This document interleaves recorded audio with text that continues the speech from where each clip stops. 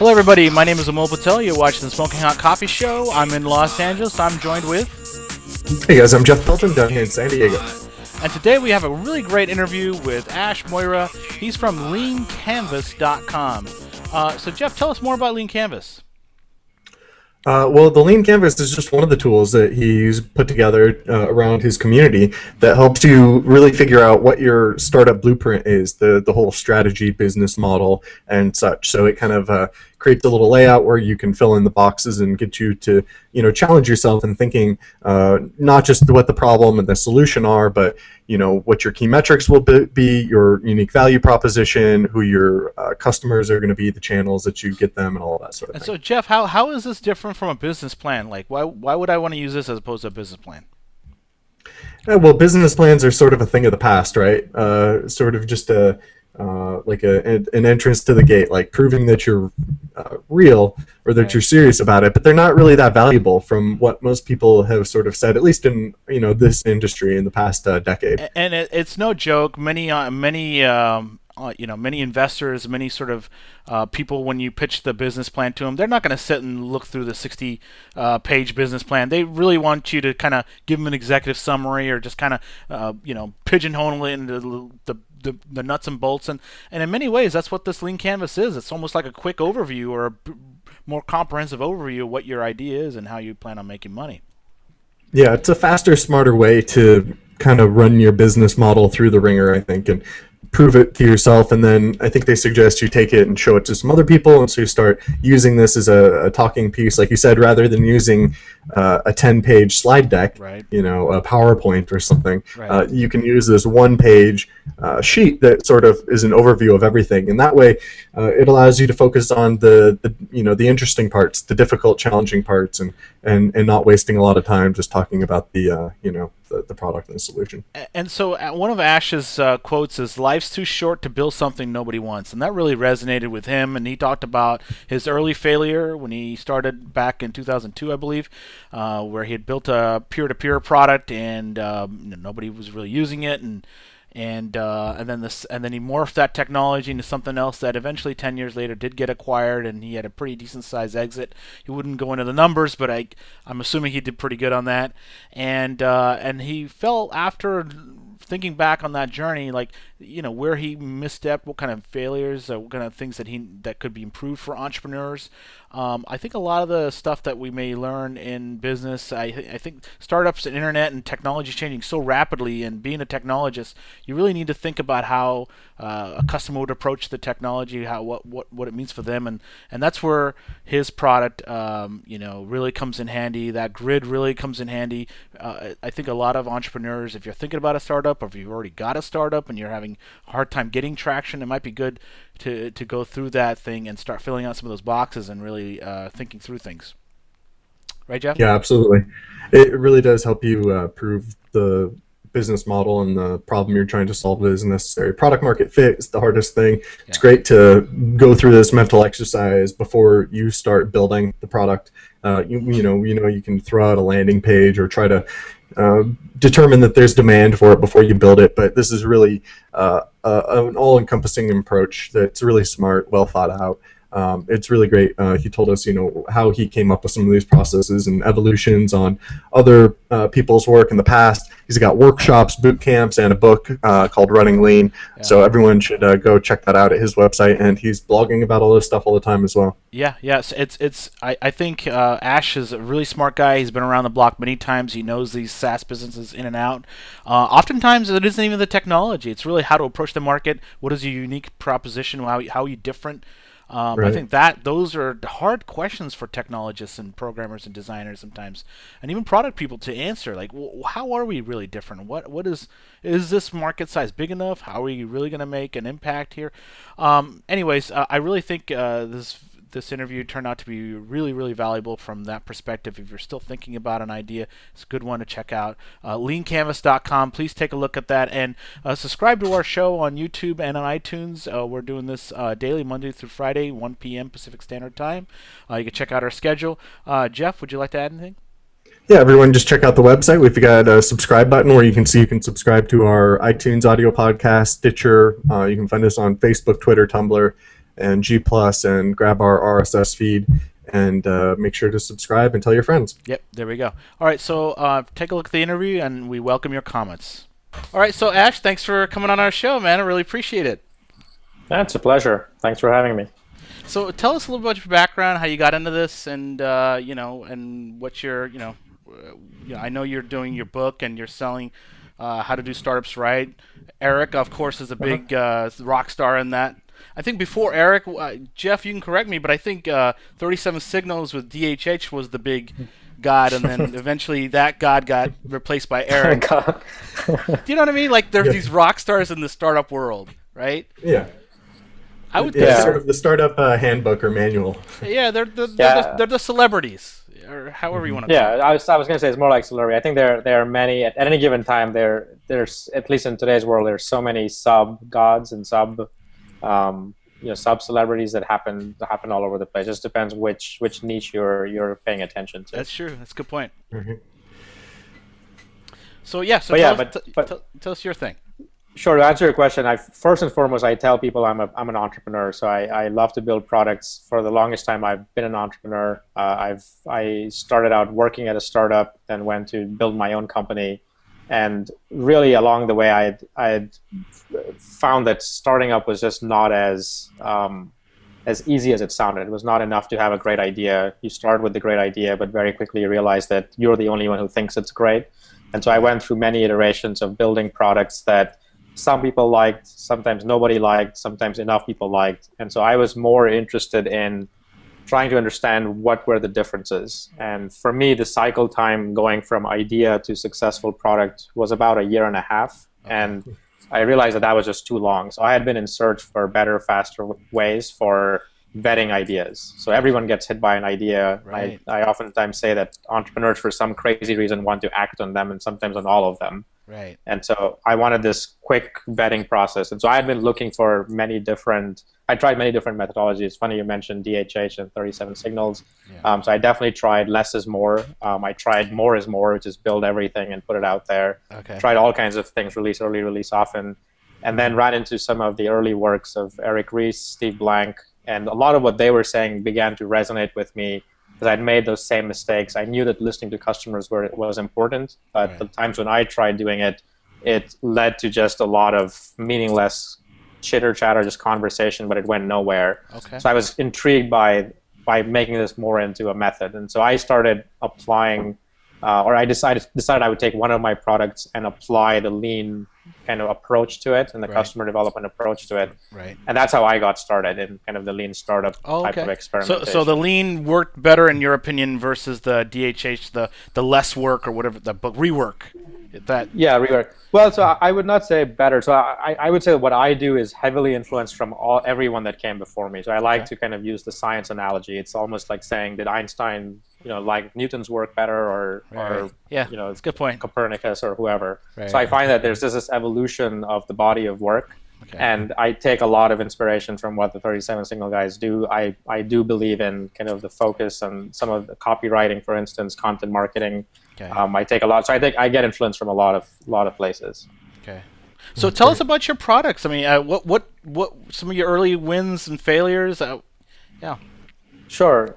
Yeah. So like a lot of entrepreneurs, I got into startups mostly to build something really, really cool. And I fell in love with a particular technology at the time. It was peer-to-peer networking married with networking. So it was what we'd call social networking, but it would be a private social network versus a public social network. Okay. And so back in 2002, when I started that product, wow. 2002. What I quickly... Yeah, this was MySpace, so pre-MySpace. This was pre-everyone. Okay. This is the mistake number one, is I was building this completely in stealth because it was such a great idea. I was inspired by the 6 degrees of separation concept. Wait, is this pre-Friendster? Well, so that's what I was getting at, is that I was not telling anyone except close friends, but despite my best attempts, the idea got out. And that's kind of lesson number one, is that there's a time for these waves of ideas to come by. Right. And the mistake many entrepreneurs think is that the idea is so so powerful that if they tell another person, it's just going to vaporize. But that's Right. going to happen anyways. People, Okay. at any given point in time, people are working on the same thing. That's right. It's Yeah. more what happens afterwards, not the Right. initial inspiration. Right. So I Right. was inspired, and I think a lot of things had happened. 9/11 happened. There was a lot of displacement of work. All my friends had kind of moved around because of the crash, dot-com crash. Right. And so I just got this idea of why don't we connect people online? But obviously I wasn't the only one. Right. So I was working on this product, and 3 months later, Friendster launched. So they had obviously been working on it probably around the same time, maybe a little bit earlier. Okay. I don't know how long they took to launch. Right. But the big learning there was that I was trying to build a private social network and convinced myself for a very long time that that difference was enough, it would matter. Right. And it took a lot of kind of rationalizing and fighting to figure out that people just wanted this more public social network. It's only now that we see things like Path coming out and this move towards private social networks. Back to it. Wow. So what happened to this thing? What was it called? Yeah. It was called 6 Degrees. So it was, again, because it was inspired for 6 degrees of separation, I called it 6 Degrees. Okay. And at some point it became it had a little bit of success in a few small networks, but it wasn't really enough. And so I moved on beyond that. But I had built up this technology platform, and then began to build more kind of micro-focused apps. So there was a collaboration app, a file sharing app, a photo sharing app that came out around that.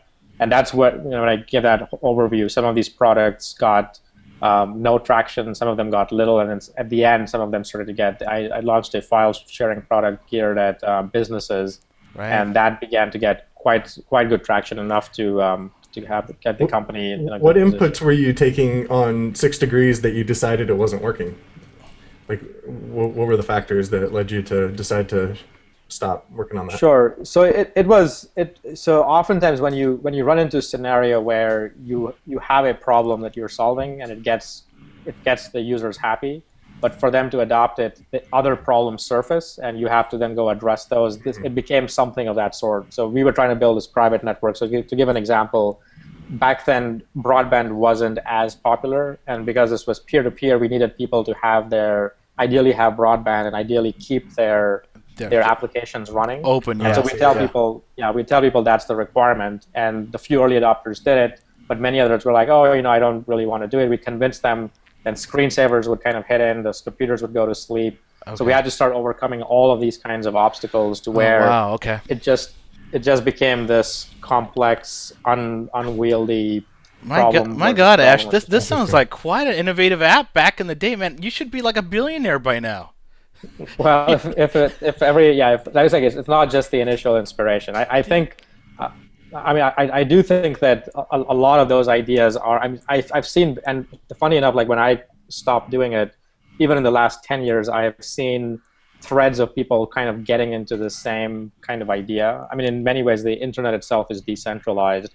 So like decentralization, private networks. I think eventually, as we get things like Google Fiber and just fiber in general become the next, become ubiquitous, then you almost create that world that I was hoping we'd get to sooner.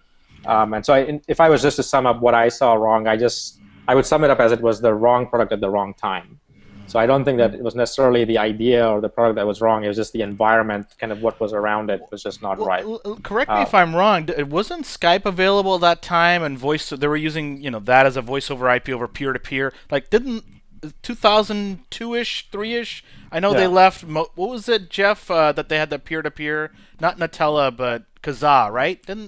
Kazaa, right? Yeah. Yeah. So I guess on that I would say a couple of things. The first is that with Skype, the nice thing is that there's some coordination that can happen. So you and I can say, let's get on a Skype call, and we can both be online at that time. Right. So it's a call-driven type of a model.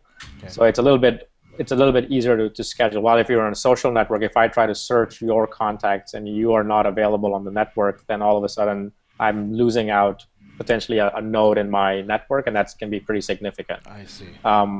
With something like Kazaa, there are two things there. One is that one is that it allows people to get music for free, and who doesn't want that? So it had this big incentive. People would to leave it on. would do that. Yeah. Right. But even there, you saw a lot of the leecher type effect, as they call it, which is people would leave it on just to download, and then they would turn it off. So you still had problems there. And in a network, in a social network, if you've got your influencers turning off their machines, with music, you can get one copy be replicated in many places. With your networks, it's really unique. Like if I need to reach someone, I need to go through a particular path. So there were those kinds of differences which were critical enough and important enough that we needed the whole thing to How work. long did this 6 Degrees or this app that you had built, how long did it last, and when did you call it quits? And yeah, so the app itself took about a year and a half to kind of go through that cycle where I realized that I need to move on to something else, so I never called it. So I call it quit on the social networking part of it, but it morphed into, we still use the technology and the framework to then start building a collaboration app. We said, well, if we can get this to be a general purpose networking app, why don't we get groups that are already trying to collaborate and create almost, and this would be more like a Groove, if you're familiar with Groove networks back in the day. But it'd be more of that kind of a play. So it became... And Groove was started by Ozzy, right? That's right. Mr. Groupware himself. I honestly believe Groupware was such a big trend that nobody really capitalized on, and obviously you were seeing the same thing. Yeah. So it moved in that direction, and there we got some traction, and we built a few. We actually started to even generate revenue. What really happened though very early on is the company was bootstrapped all the way, but I got a random phone call from an entrepreneur in Norway, and he said, I've seen what you're doing with this collaboration app, and we got featured on the Sun website because we were using some of their technologies. He's like, I want the underlying technology because I want to build an app, and I've looked at all the available peer-to-peer frameworks out there, and it's not anything that we want. It's not anything that close to what we want, but we want your stuff. And I told him, frankly, we haven't finished building it yet. And he said, I don't care. We'll fund your development, but we want to license it. And so that was how the company really went from being, the side project type of, a play to really quitting my job, and then this becoming a full-time. Okay, so this was a little part-time thing in the evenings, on the weekends. Was it just you? Did you have a couple of buddies, or? Yeah, there were 3 of us when we started out. So it was me and then 2 other people from the startup I was working with, and we were doing this on kind of nights and weekends to get the platform built out. Okay. Yeah. Wow. That's great. That's great. So that first press mention obviously got the word out, and that's how this entrepreneur found you, and you got some money in the door. Right, and in some ways that was kind of the anti-pattern. While when I was building the first version of this, I was telling no one, and when I was building the collaboration app, I started blogging. I started telling people about the platform and the idea, and that's how I got this random phone calls. A lot of people say that you could say that was luck. Yeah. I would say I have something in my book where I talk about, there's a quote from I forget his name, but he talked about how luck is just you sharing what you're passionate about to as many people as possible. The more people you share your idea with, the more lucky you get. So let's get into that a little bit. Why didn't you blog before? I mean, because Jeff and I talk about this all the time. I tried to blog, I get into it a little bit, and then I fall off. It's like going to the gym. And then even now I'm trying to write blogs from these interviews, and I get going, and then I fall off again. And Jeff, I think is similar, right, Jeff? You'd probably agree? Yeah, we've talked about this on the show before. It's difficult sometimes to, like Amol was saying, just to stay on that horse and keep writing. You feel these pressures, like, is it perfect enough, or who's reading it, and all these other existential I got no feelings. comments. It's just bots spamming me. Nobody's reading this. What am I doing? Yeah. So, why did you do it, and what kept you going? Well, so I think I first started out. So I guess the first thing is you have to have something you want to say, and when you have that something you want to say, if ideally you get people reacting to it in some way, that gives you that permission, or that gives you that encouragement to keep going on.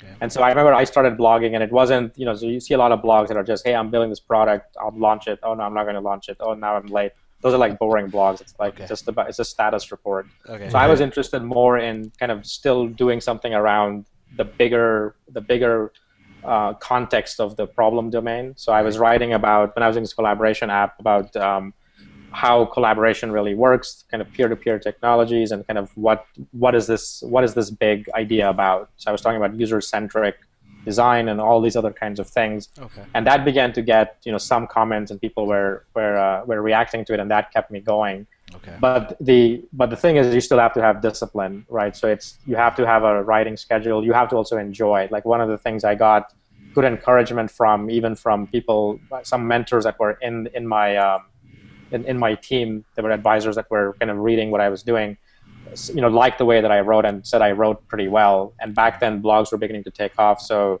it was early times, and I got connected with a lot of influential, like Ross Mayfield and I think Stuart Henshaw. There were a lot of people in those early days where they linked to me and they connected to me and helped share the blog. We didn't have Twitter back then, but in other ways they were sharing the blog. Right. And so it just became one of those things where there was this positive reinforcement loop, and I just kept doing it. And the important thing is, that was my medium. I liked writing, and obviously, but I doesn't have to just be a blog. I mean, you guys are doing video. Yeah. And Gary Vaynerchuk is a good example where he comes out and says, "I just can't write, so I'm just going to record myself." Yeah. And he did pretty well. Oh, he's doing really well. Yeah. In fact, he's got this thing where he's doing a video a day, like 365 videos for the year. It's crazy. It's a great idea. Yep.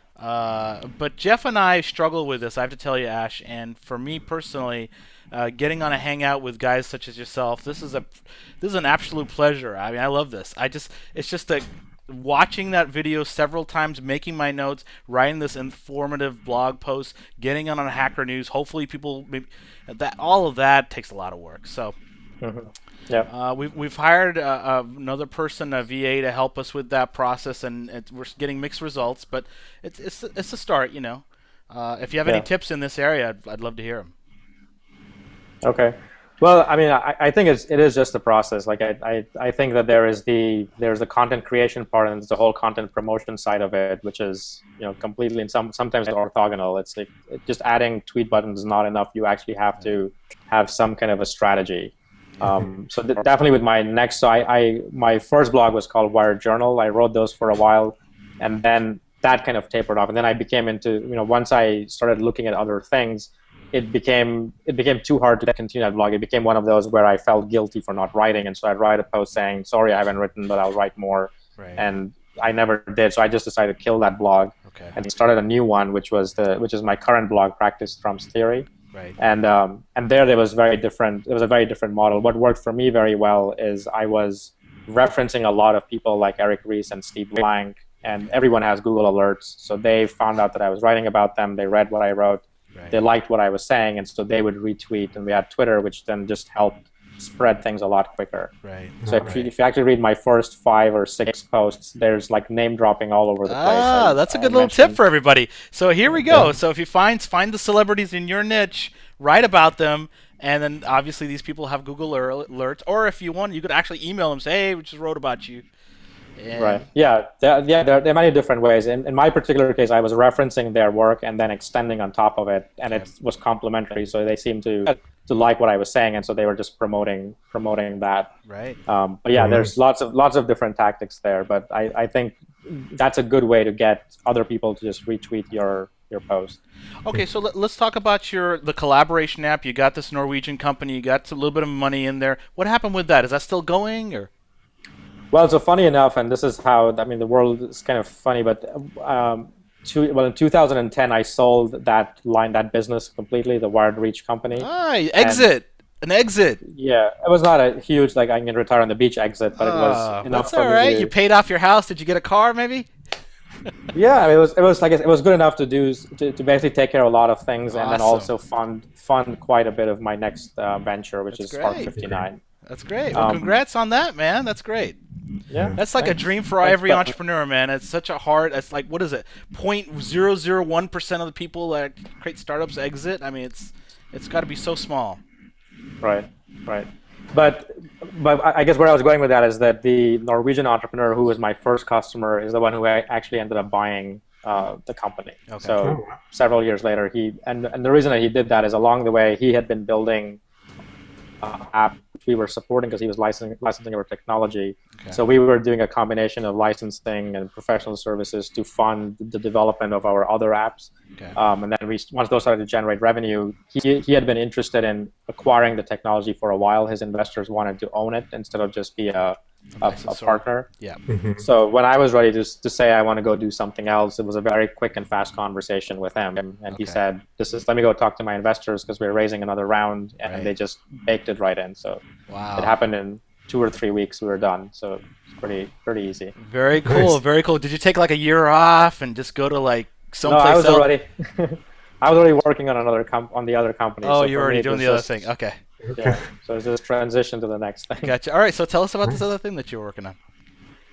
Yeah. So along the way, so if I was to make a contrast, that first company was started because I was in love with a solution. I was in love with technology. Right. And the reason I would say it took so long to find something that was working is that that's just the nature of how products are. And I became a solution looking for problems. So I started testing a lot of different customer segments and do these customers have problems with my technology work here? Right. And I think that's backwards. I think what you really have to do You know what, is though, start Ash, I'm sorry to interrupt here. I have to push back. You're a technologist. I consider myself, Jeff is the same way. We're all loving with technology. WebRTC, oh, this is the coolest thing. So we're, Right. I can't tell you, man. I'd love to be customer centric and marketing centric, but we're technologists. We love this new shiny thing, and so I don't think you could have went around it any other way, in my opinion. No, I would say that and that's at the same time I see that to be that shiny trap that everyone falls into. But what I do differently now, and I've been a technologist and now I build products very differently, is I try to find, and part of it is just this catalyst. After you've built so many of these shiny objects that you thought were really cool, but others didn't for whatever reason, I now try to, and that's where that vetting process comes in. I now try to test, if I build this, not can I build it, or should I build it and then test? If I were to build this, will people engage with it? Will people buy it? Can I test that? So a classic example that Eric Ries gives, and I can give you many variants of that, but he has a good one, which is he spent 6 months building this instant messaging type of 3D world. Yep. But when they launched, nobody used it, and he could have learned that day one just from the landing page. Right. So had he started with the landing page, he didn't have to have spent 6 months of his life writing thousands of lines of code. Right. And that's where kind of the lean startup methodologies begin to help. So as a technologist, I say, have this big vision, fall in love with the technology, because there is differentiation in how you execute on technology. Right. But also go and test whether those are really problems worth solving first, and then go build the best technology and the best product you can. Gotcha. Before you start down the road, Yeah, because it's just a rabbit hole, and that's, as you know, at any time you start, especially software, you start building software, it's like any creative endeavor, you just lose track of time. The next thing you know is 6 months have gone and you still haven't launched, or 6 months have gone and you're getting 3 people you love it, one person doesn't, but doesn't matter, 3 people love it, so I'm going to keep moving forward. Yeah, no. We've been there. Oh, I know that for sure. Yeah. All right, so tell us about your second company. What is this? Right, so with the second company, what happened is, as I was building the first one, as I mentioned, I got into blogging. I started writing about Lean Startup. Okay. And began to get encouraged by my readers saying, what you're writing is very right on. It's kind of a how-to guide for Lean Startup. Why don't you turn it into a book? And so I was not ready to jump that ship. I was like, I'm too busy running this other company. I don't want to write a book. I don't want to do this consulting type thing. This is just a side project. Right. But after about 12 or 15 requests, I decided to explore further and began to kind of use the process that I describe in the book itself. Funny enough, like chapter 2 of my book is how I wrote the book using the techniques in the book. Oh, I love this recursive. This recursive nerdy stuff. yeah, it's very meta-recursive. So it's like the book was actually written while I was still testing the stuff out, and it was the first project I was really using it on. Perfect.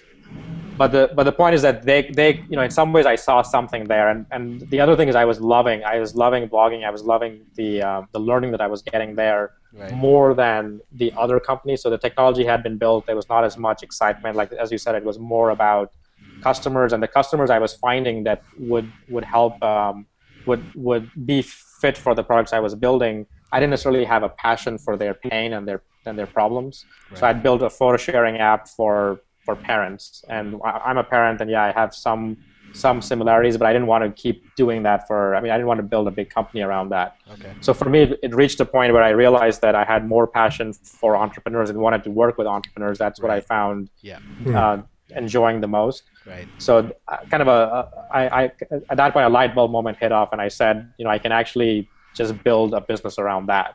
Okay. So my new company was spurred by the book, but there were lots of problems I uncovered through these workshops that I began to run, things that entrepreneurs were running into, and these products just naturally emerged and fell out of it. So one of them is a business modeling product called Lean Canvas, and that again was all built while I was writing the book, and was all built through the methodology that I describe in the book as well.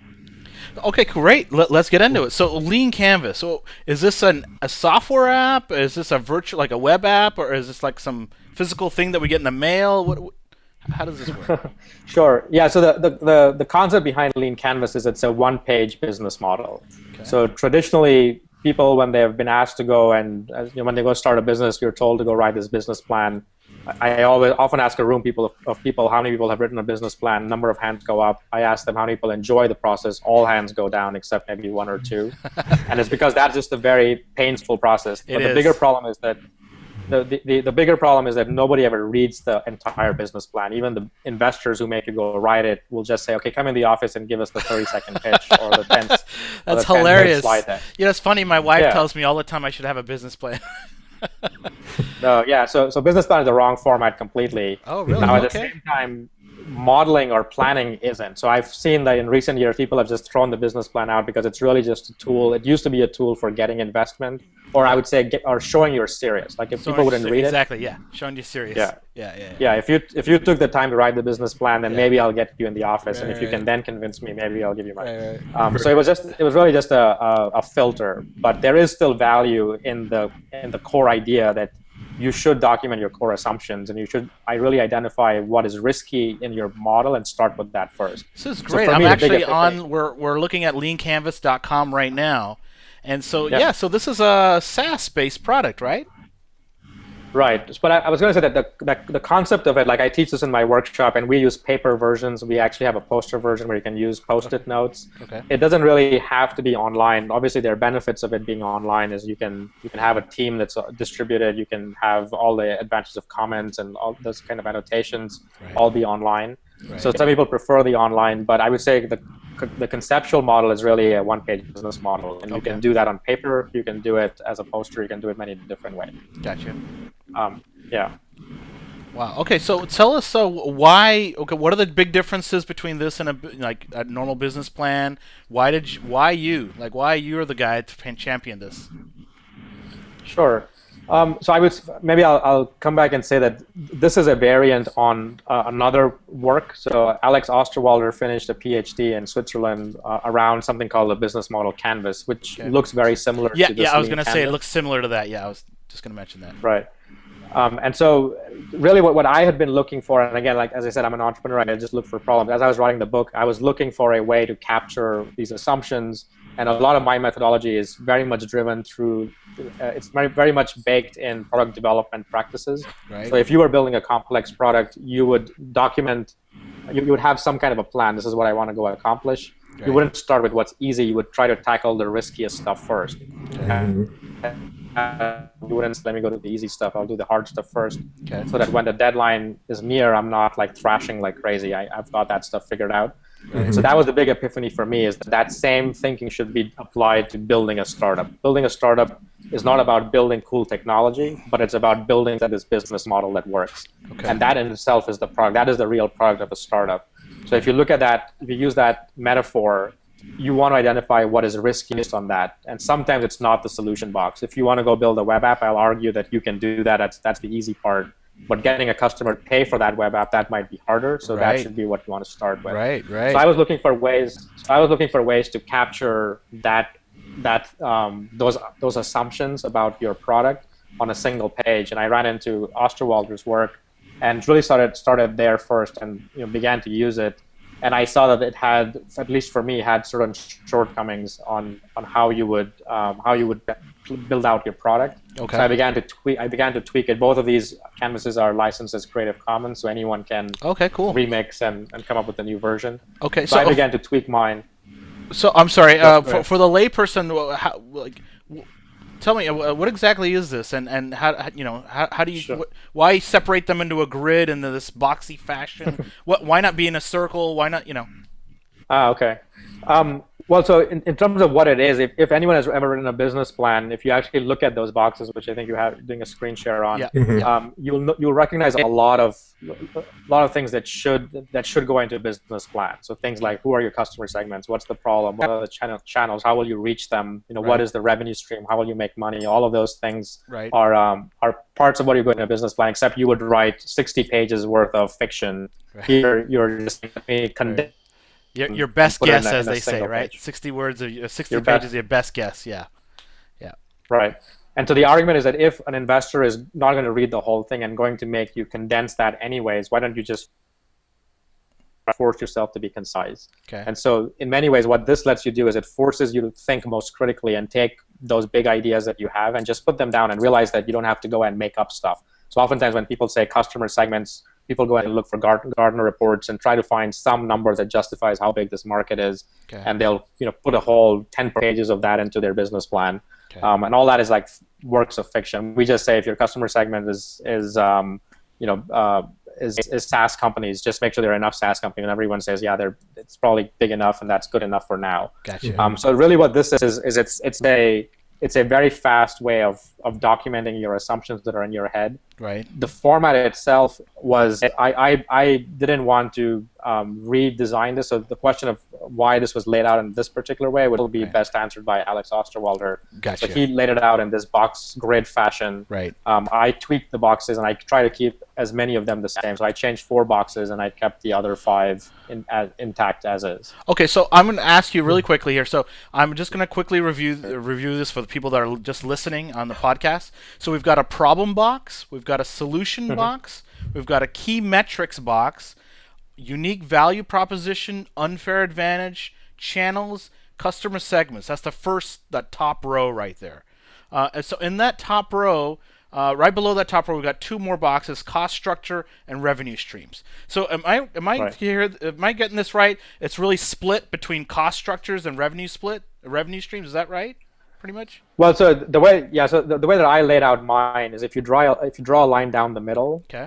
if you draw a line from just split unique value proposition in half, Yeah. the left hand side is mostly about the product. Okay. So it has like problem, solution, key metrics, the cost structure, what it's going to take you to build that. Build that. The Okay. right hand side is mostly about the market. So it's like customer segments, how are you going to reach them, what Gotcha. you're going to charge them. Gotcha. The So that's how marketing, I the split distribution, all that. that. Yeah. Yeah. Gotcha. Yeah. Gotcha. So this is a great way to run through real quickly and get a business model out that you might have rambling in your brain. What's the main output? Like you said, you kind of are going after the riskiest things first. What Right. is the main output that you can, someone can take away after they've filled this out and kind of done their brain dump of what their ideal business model would be?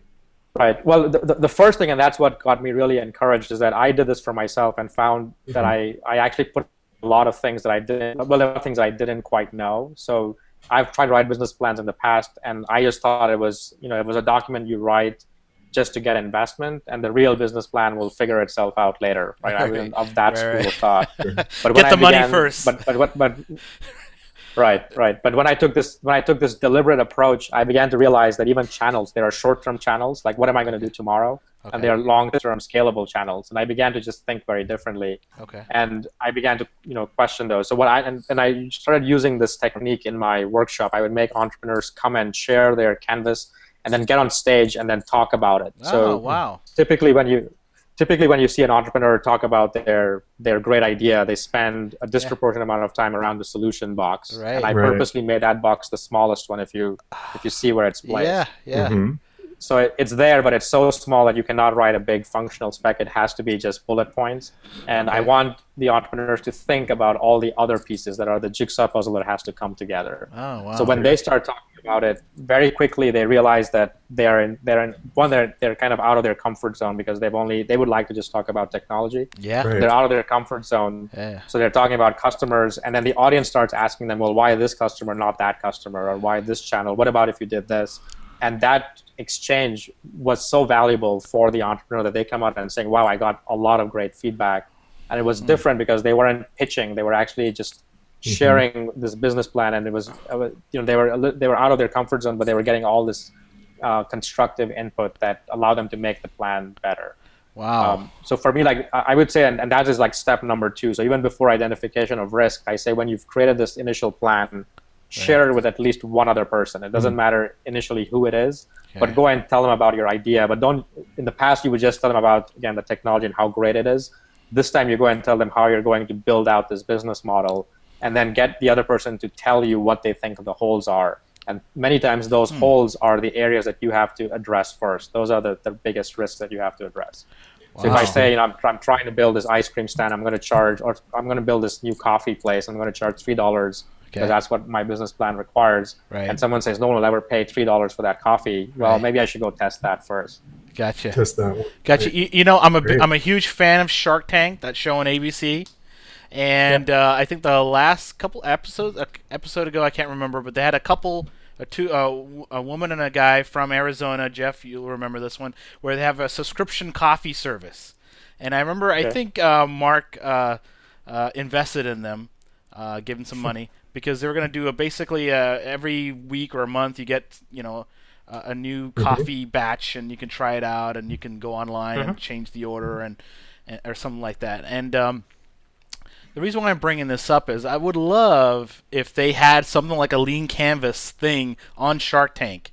Hey, if you know the producers, I'd love to make that happen. I know, huh? He's so cool. It's kind of interesting because on their show, they produce it and edit it pretty well, but you can tell that there's got to be a lot of reoccurring. Yeah. And sometimes they cut it out, or they kind of try to steer the people in the right direction and prep them and everything. But I think this could be a great way to get the entrepreneurs to really give a full picture and not spend, like what you're saying about the entrepreneurs probably do want to spend most of their time talking about the solution. They want to talk to the investors about the revenue and the operation guys about the cost structure. But how big of a problem is it that entrepreneurs that you see just want to, if they didn't have this sort of canvas or organization, would just want to solve the solution, build it. Here's how we're going to technically build it and solve this problem, while forgetting 50% of these boxes. Yeah, absolutely. Because and so in all fairness, I was in that same mindset, which is if you build a great product, everything else just comes together. Yeah. But after building great products, building products that I thought were great and not seeing that happen, I took that more deliberate approach, which is saying, I'm going to actually build a great business model, and then the solution is going to be a part of it. Like, I'm not saying don't build a good product, but you need to look at it kind of holistically. But going to what you said early on, the power that I really find of that kind of a presentation style is that everything is all there, and people can read, so they can actually read ahead. So while you're talking, even though you might be talking about one box, people can see the interrelations and make the connections themselves.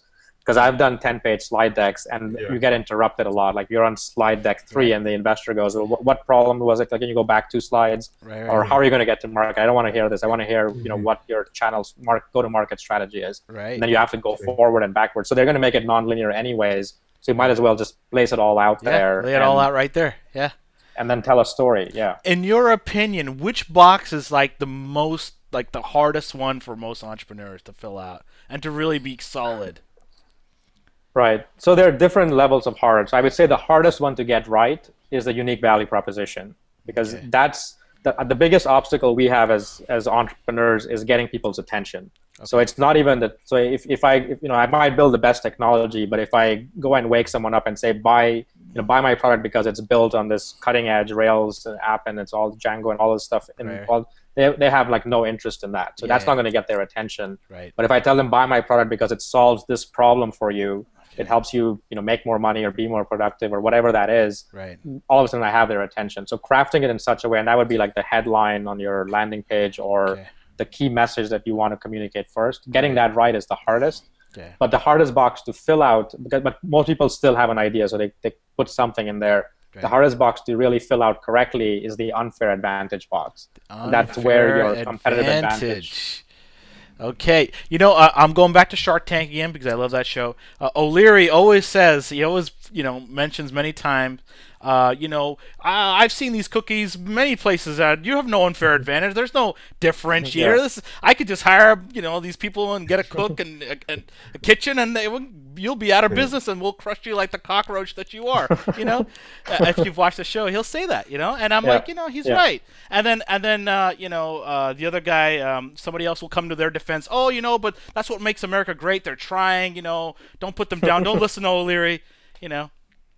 So are people usually filling it out with like early advantage, stuff like simple first mover? Yeah. So the most common one is that I'm first in the market. I've looked around. There's no competition, so I have this unfair advantage. And I oftentimes say, let's look at companies like Microsoft, Google, Honda, Toyota. None of them were first in their category. That's a good point. Yeah. Facebook. Yeah. They all were fast followers. So actually, there's an unfair disadvantage if you are first mover because you have to go and understand the market and build a great product. Yeah, that's painful for a lot of technologists. They don't want to hear that. No. Wow. Okay. Right. So I would say there's a very big contrast, and of course, a lot of stuff I talk about now, I've made these mistakes in the past. So even going back to the peer-to-peer stuff, I convinced myself that because I was so different, because I was peer-to-peer and I was private, all the other social networks were using this old clunky web technology. That's not going to be good enough. Right. So I convinced myself that I would win at the end. And that's the rationalization trap we fall into. But that was not really a true unfair advantage. That was just me rationalizing a technology advantage that ultimately didn't matter. Mm-hmm. Wow. Yeah, it's tough. Or it was still timing, I think, right? Like, it's hard to say. I mean, you were right, but at the wrong time. Yeah. But it's okay because out of that failure, or whatever you want to call quote unquote failure, you built this other company which got eventually acquired 10 years later. So yeah, it's a windy road, man. You never know where you end up. Well, so I would say there's nothing wrong with failure. Like I have no problem with failure. I just want to fail, like they say, fail fast. But I would want to make the mistakes early. I wouldn't want to take 5 years to do the next. I wouldn't want to make the mistakes over 5 years. If I can make it in the first year and then find something working, that's a much better outcome. So I oftentimes, so I'll just finish one thought because this is I was just going to talk on failure in general. I see a lot of entrepreneurs running away from failure, and I oftentimes talk about the hockey stick curve. Okay. And if you see the hockey stick curve, it has a very flat portion in the beginning. It's not because the entrepreneurs were too lazy or they weren't working on the right kinds of things. Right. It's just that every business model goes through the hockey stick curve, and it takes a lot of tinkering and getting things right and small failures along the way before you really see that traction take off. So like I said, there's nothing wrong with failure. It's just try to shorten that time. And that's where, again, I find these lean techniques help because they prioritize risk over let's just take a lot of time building and then learn. Right. Well, yeah, absolutely. I think the canvas there gives you a great overall strategy view that forces the entrepreneur to think about all the crevices and, like you said, the risks and the edge cases. I think are really important to think out ahead of time as a strategy before you start executing and operate. Because like you said, when you're executing, you kind of have your blinders on, and it can become harder to think about those problems. Yeah, exactly. Until they're at your doorstep, which is too late. Yeah, which is too late. So I want to ask you, we've talked to several entrepreneurs, and we all know about, throw up the landing page, don't build out the product, get throw some traffic on there, have people signed up on the email. Great, a number of people signed up. All right, now why don't you work on some mock-up, see if they want to pay for that, put a pay button there. I mean, okay, so we know about that. What else? Is there anything else beyond just the landing page stuff to quickly to judge whether this is going to sell or not? Do you have any other suggestions? Yeah, so I would say that in the beginning, so obviously depending on what you're building, you cannot always just have a landing page. If this was direct sales, you actually have to go and try to make the sale in person. And I oftentimes even say, I personally wouldn't even start with the landing page. Like even if I wanted to build the next app that was going to be completely self-serve and online, I would still try to sell it in person or still try to learn in person. Okay. Because my argument there is that if you can do it face-to-face, if I can convince you over 20 minutes to want my app, to buy my app, I sure in hell can do it online. And typically when you're online, you have only 8 seconds to 10 seconds to make an impression. So there are those kinds of things. You can do a lot of that kind of stuff. But I really break the startup or the product lifecycle into three big stages. There's our learning milestones. The first one is problem solution fit, which is I've got this great idea.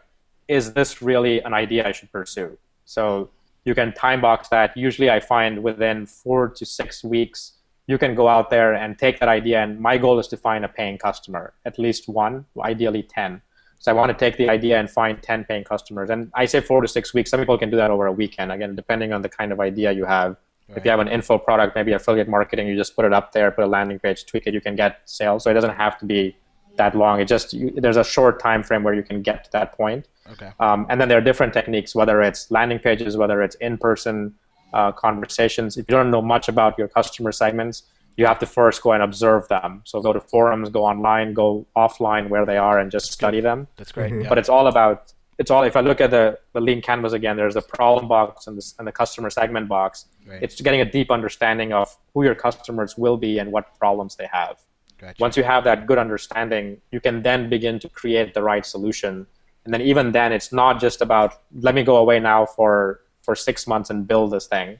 Right. It's rather, let me figure out how I can build something in 6 hours or in 6 days. Gotcha. So that's where this concept of the minimum viable product comes in. So that's the second stage, which is product market fit stage, which is take your understanding of your customers' problems, build something incrementally to get them to start using your product and getting value from it. Okay. And once you start to get enough traction, first early traction, then enough traction that you've got a business model that's starting to work, then you go into what we call now growth hacking. You go into the scale mode, and you're then trying to accelerate the plan. You've got something enough people want. You're now saying, let me figure out the right acquisition channels, the right viral channels, referral channels, whatever that is, whatever that engine of growth ends up being, and you then accelerate the plan. Gotcha. Well, obviously you've got these workshops. Can you give us a couple of examples of guys that have filled this out and found a couple of holes and now they're kicking ass?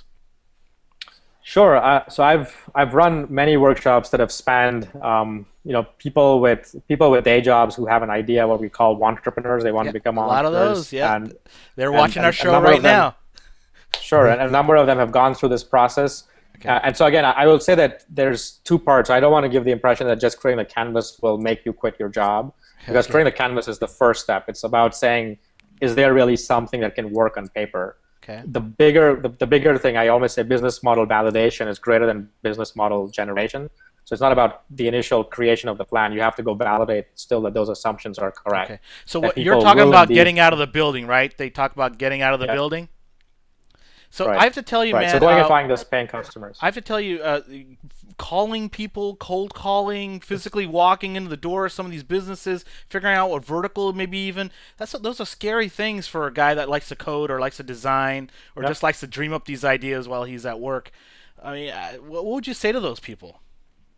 So remember, I was one of those people. Like I was a closeted geek, and I did all my communications through email. Exactly. I didn't want to get on the phone with anyone. Okay, so I guess you can use email. I guess that could work. Yeah. Cold emails. Right, but it's not. But it's not enough. Oh, that's not enough. Okay. Yeah, I was going to say that the emails can get you through a conversation, but there's no substitute to having that conversation. And so for me, I mean, so I can say two things there. One, it's a hard thing. I cannot say it's not hard, but there were two things that really helped me. One of them was there was a catalyst moment. I reached this point where I realized that I had been building things that nobody wanted for too long.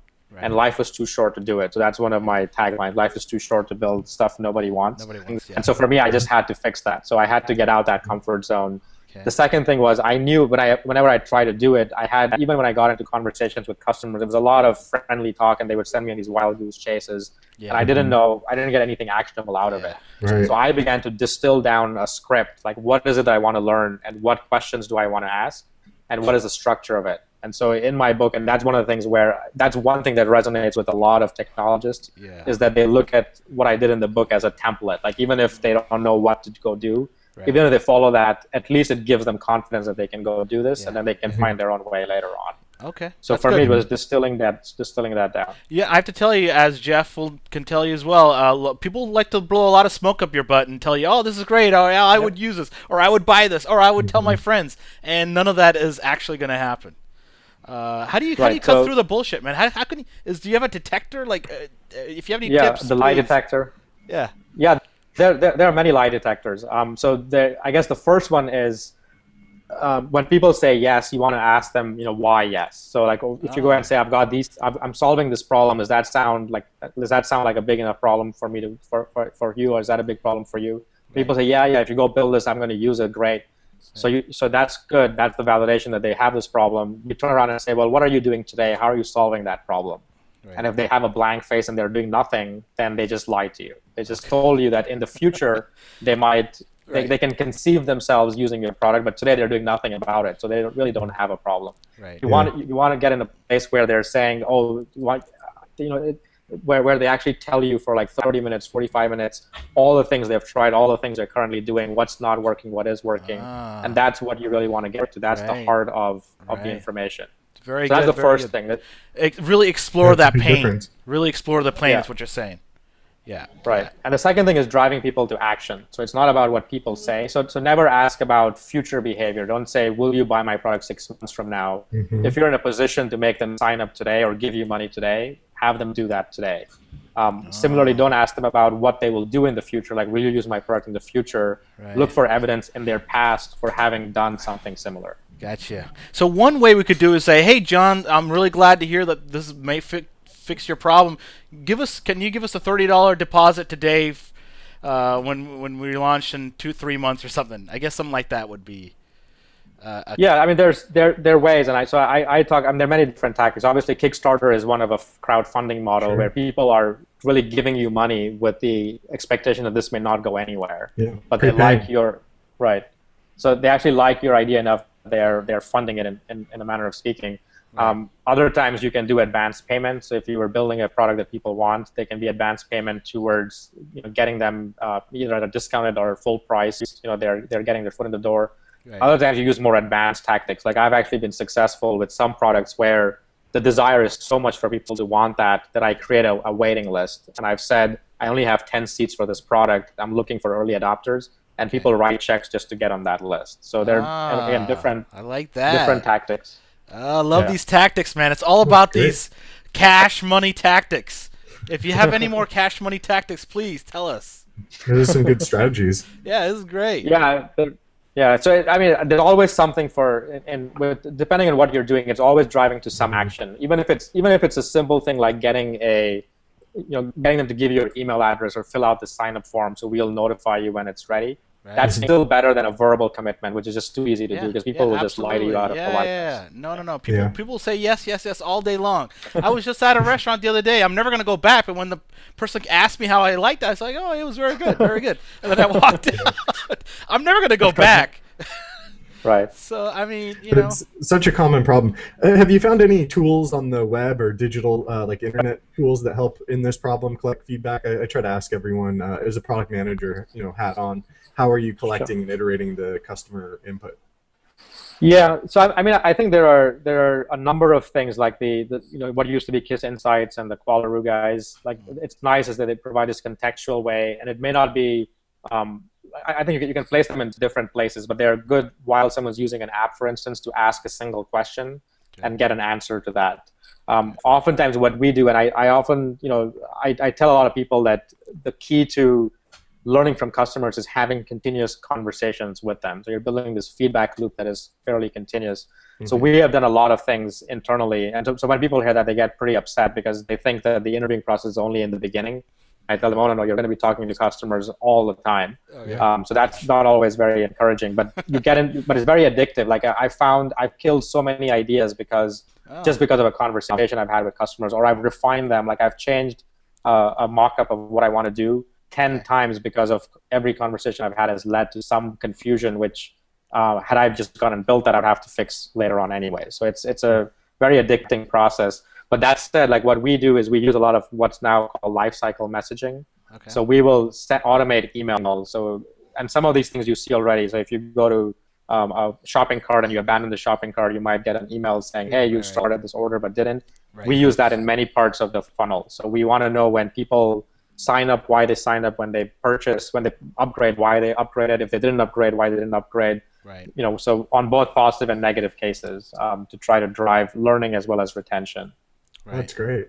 Yeah. So those are generated with emails based on their activity on the site? Yeah. Yes, And yes. because you're asking just one question, they're fairly responsive. Because I know I've got surveys from a lot of bigger sites that I'm like, Yeah. I was going to take half an hour to fill out. Yeah. Yeah, yeah. So I'm not a big fan. So there are two parts to it. So with there's the contextual asking one question that is in context. That's very helpful. Hmm. And then with the email lifecycle messaging, what we do is we build a relationship. So right from the welcome email, I'm Okay. actually going to do a blog post on this. But the welcome email is very non-traditional. I actually go out there. It comes from me personally. Oh. I encourage people to become conversational. Tell me about what's keeping them up at night is how I end the email. Oh, Yeah. And wow. that just the welcome email gets like 30 responses or 40 responses a day. Wow. And it's just to get people comfortable that this Well, is not just a bot talking to wait, them. It's yeah. actually Yeah. a So person. hold on. So Yeah. everyone listening, that means your emails are not coming from no reply at, Yeah. Exactly. Yeah. which Right. is really annoying. Like as a Yeah. customer, kind of like Yeah. very unpersonal. Yeah. Right. Absolutely. And also and the other flip of it is that sometimes people cue in on the fact that this might be automated. So some people might say, "Hey, is this automated Ash, or is this a bot, or is this really Ash?" Right. And so I'll respond, and like in the interest of full disclosure, I'll say I automated the first email, Right. but I read and reply to every one that I get, every response that Wow. I get. So Yeah. that's a good trade-off, and I think it's fair. Wow. Definitely. Okay, so you're Okay. doing these workshops. Is that what you're doing now? You're out of the software game? No, no, no. So the company has three pillars. There's tools, content, and coaching. Okay. So the workshops would fall under, I would say, coaching. And on top of that, I still write a blog. I've written, this one book. There's possibilities that I'm considering writing more books down the road. So there'll be either ebooks or there'll actually be actual books. So Okay. there's going to be an element of content. There's coaching would be like the boot camps and the workshops that I do Okay. with companies of all sizes. Right. And then aside from that, in many ways, the workshops becomes my customer development lab. Right. That's where I learn a lot about what entrepreneurs are running into. Right. And so we build products. So leancanvas.com is a SaaS-based product. Okay. There's another product we built called User Cycle, which is a analytics/CRM product.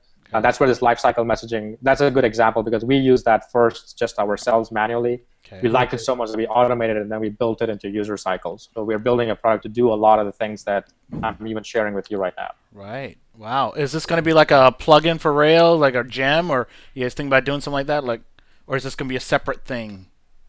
Well, it's more like it's a separate thing. Like we have connectors. Well, I would say we have a REST-based API. API, So yeah, we've got wrappers for Ruby and Python and all the languages. Gotcha. But it really is more like an analytics product. You can send in behavior from your app, I see. and then you can begin to automate these emails. You can begin to understand customer behavior within the app. Very cool. So it sounds like a product in itself. So are you marketing this separately, or is this all part of your workshop, or?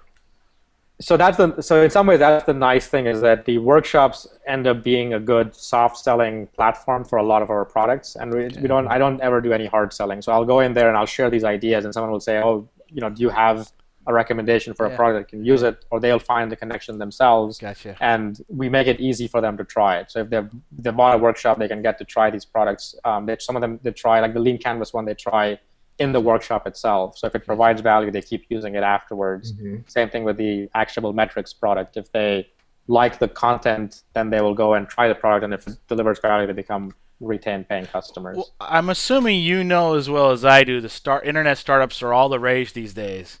I mean, startups in general seems to be quite the trend right now.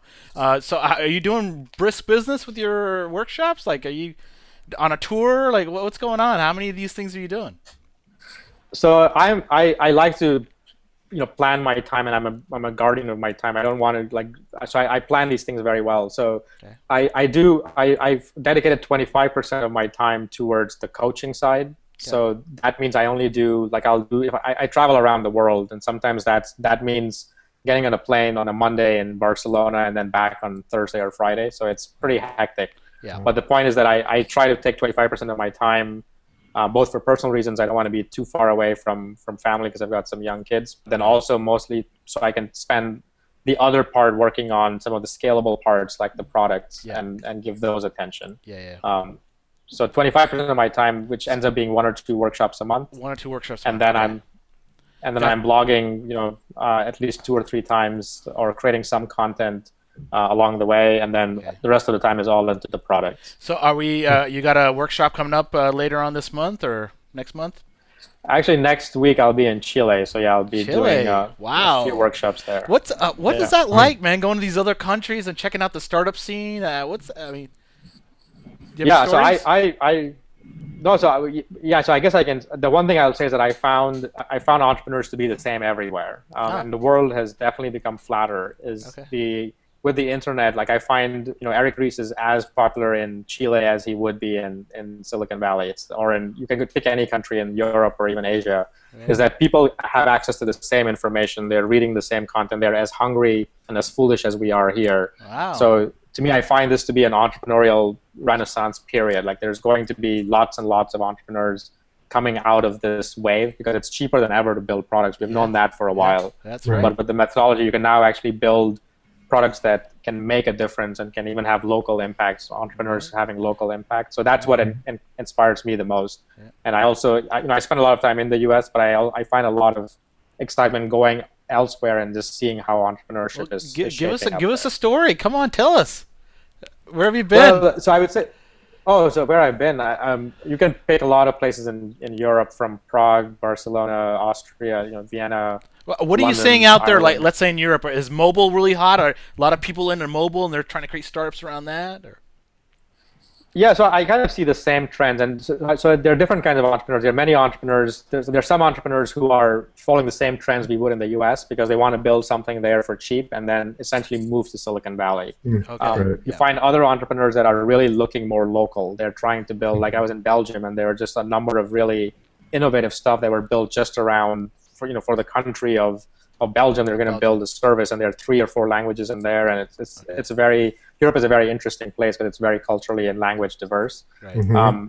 But what I would say that I find to be the big obstacle in many other areas is just this taboo sometimes around entrepreneurship. So Oh, people aren't rock stars in everywhere I go as being an entrepreneur. So some of the stories I've heard there is if you're a friend of mine who's a good friend, he's in France, he's really pissed off because the word entrepreneur is French in origin. right. But if you're an entrepreneur in France, it's because you couldn't find a stable government job. So you went in business for yourself. Really? Wow. Right. In Spain, I've heard it's even worse. If you're a successful entrepreneur, it's not because you put in sweat and equity and you did hard work. It's because you either got lucky or you were corrupt. Right. Wow. So that's or you're a crook. Right. So That's that's the kind of hilarious. impressions people have. And here we are, French in origin, entrepreneur, but completely seen differently over there. Yeah. Can we get an abbreviation for that? By the way, that word's it's hard to say. Yeah, I know. It is. Yeah, it's So what interesting, what are your thoughts? I'm just curious. This is a little bit random. What are your thoughts of WebRTC? I mean, being from the P2P world, do you think WebRTC is going to kill everything, like demolish?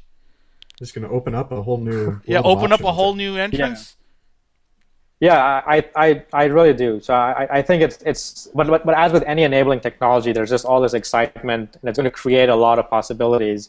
And then what's going to happen is you're going to find a few people that will build very interesting apps. Some will make, so you'll find the big players using it, like maybe the Facebooks and the others, building features and making things very, very simple and very seamless, and that will be mainstream. Right. But where I think those disruptive stuff come out, that's the stuff that's hard to see, because people will use these in ways that we haven't seen before, and there'll be these these other use cases that will create very interesting stuff to come out. And I think that's where you find more of that innovation, and that's where you get more of that excitement. Yeah. Do you think this is going to be an enabling technology for collaboration, though? Some like features that we haven't quite seen, like you're saying over in Europe. If they're not trying to compete with, Silicon Valley, they're doing localized apps that are kind of niche or specific. I'm assuming. Yeah. What about breaking through what we consider, like popular web technology? Is the real-time stuff going to like really offer a new depth of software applications, or do you think it's just going to be very incremental? Yeah, I think it's hard to predict. I oftentimes believe more in kind of incremental, and that's how even the pace of incremental has been shortening. Like even if you look at how fast like Instagram took to get to 25 million that's right, users, yeah. it's Yeah. mind-boggling. Yeah, So yeah. you can say that was incremental, but it was like Right. super fast Yeah. by 10-year standards. That's So a I good think that point. there will be I would say like things that take too many leaps forward, like Google Wave, for example, where it was a whole protocol and this like amazing thing. It really was too much for people to comprehend. and it went in some ways nowhere. But I would say that Google has been using it, and if you look at Hangouts, even they've been. I think there are aspects of it that are resurfacing back, but in that incremental fashion. Right. So I do think that and that's where sometimes technology has to go at the pace of customer learning and customer adoption. Right. Otherwise, it's just like too far forward. You can almost say the same, that peer-to-peer social network was a good example. People wouldn't even understand sometimes what I was talking about when I would explain it to them. Yeah. Right. Interesting. So why do you, this is gonna come out of random space again, but why do you suppose Eric Ries got so big so fast? Like, what was his like I know he wrote that book, of course, and his story about the 3D chat was very compelling, and of course he's a hardcore developer. Why do you suppose he got so big so quick, and how can you do the same thing? Like, why aren't you like as big as this guy? Well, so maybe I'll answer the first question. I'll tell you that respectfully, I just hadn't heard of you until literally like 5 or 6 months ago. I'm like, when I was doing some more research and I stumbled across your blog, I'm like, wait, I never heard of this guy before, and this is very valuable stuff. Sure. Yeah, so I would say a number of things. So it's I would almost draw the parallel as with any startup. Like, you have this idea. So he had an idea which was, I've been building products this way and it's just been broken, so I'm just going to go on and start talking about it. And I think he talks about how his first talk was this meetup somewhere in Silicon Valley with just 20 people. And the idea resonated so much with folks that he decided to do more of those kinds of things, started writing a blog, and became encouraged by it, and decided he was going to name this the Lean Startup, and began building this thing around it. Now, I would say what Eric did really very well was not try to control the movement. He was not trying to be a dictator saying the Lean Startup is about this and that, and these are the rules, and this is what I see as everyone should follow these definitions. Right. He was actually quite the opposite. He encouraged people to share, right? So when I would write stuff, sometimes what I write about wasn't quite in line with probably what he was saying, and maybe some of my definitions were off. Okay. But rather than try to debate that, he was just trying to encourage conversation and dialogue, and trying to trying to kind of squash ideas. So in many ways, he was trying to. So once he saw that there was power in this idea, he began to systemize it into a movement, and he did a great job. I mean, there's so many meetups around the world. Right. He helped people, and not in a kind of evil genius kind of way. It's just he wanted to have this big impact, and did a lot of things right. So the same thing you see with entrepreneurs. There are entrepreneurs who kind of get into the eye of the tornado, and some of them completely get demolished and go nowhere, and others ride that wave and become, Mark Andreessen is a good classic example where they can compete with the best. Dropbox, Drew Houston, a good example. So I would say that what Eric saw is a big opportunity here in terms of ideas, and it was still all idea phase, but he did a great job of spreading the movement, making it international, architecting a best-selling book, which made the idea spread even further very quickly. Yeah, I have to tell you, man, that whole lean thing, man, he is so huge. The one area that I think he touched a real big nerve on is that programmers, designers, people like to sit in front of the computers. We just don't want to talk to people. We want to build this awesome stuff and just hope people will buy. And I think he really touched that nerve. Like, man, don't make it. Just talk to people first. Get out of the building. Right. Yeah, get out of the building. Yeah, so in some ways, I would. So if you kind of put all of it together, again, it's just like with any idea. It was a powerful idea that resonated with people. The environment was right. The technology platform was there. Like all of a sudden, we had meetup groups and we had Twitter. We had all of these things. So the idea could spread a lot faster. Because sometimes people say that there's nothing new under the Lean Startup umbrella of work. Like everything is just been repackaged. Right. And I would say that in some ways is true because it's by design.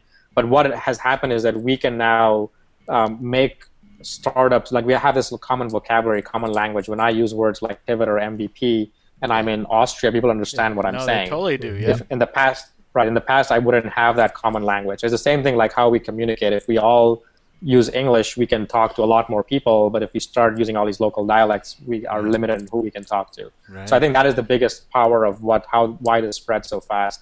Right. To answer your question of what is the differentiation, I see myself more interested, like less interested in kind of building the the big part of the funnel, but more interested in the how-to aspects of lean startup. Okay. So I spent a lot of time working with entrepreneurs on how to put this to practice.